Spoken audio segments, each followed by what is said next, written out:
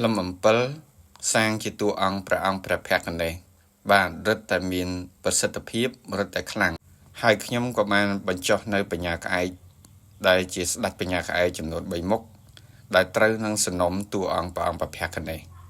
តួអង្គព្រះអង្គព្រះភក្ត្រនេះគឺជាតួអង្គព្រះអាទិទេពដែលមានឫទ្ធិមានតេជះខ្លាំងព្រះអង្គកំចាត់នៅរាល់ឧបសគ្គទាំងឡាយហើយនាំមកនៅសិរីសួស្តីនិងសុភមង្គលតួអង្គព្រះអង្គព្រះភក្ត្រនេះដែលខ្ញុំសាងបានច្រើន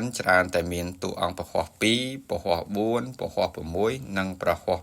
8ចំពោះការគោរពតួអង្គព្រះអង្គព្រះភក្ត្រនេះឲ្យកាន់តែមានប្រសិទ្ធភាពទៀតនោះគួរតែយើងចេះផ្សាយមេត្តាដល់អ្នកដទៃបាទចំពោះការខុសឆ្គងអ្នកដទៃមកលើយើងនិងត្រូវចេះដឹងគុណចំពោះអ្នកដទៃដែលគាត់ធ្លាប់ធ្វើគុណមកលើយើងនោះតួអង្គព្រះអង្គព្រះភក្ត្រនេះកាន់តែមានប្រសិទ្ធភាពកាន់តែមានឫទ្ធិបាទសម្រាប់តួអង្គព្រះអង្គព្រះភក្ត្រនេះគឺជារបស់បងប្រុសនៅខាងតាខ្មៅបងប្រុសបានកំងហើយ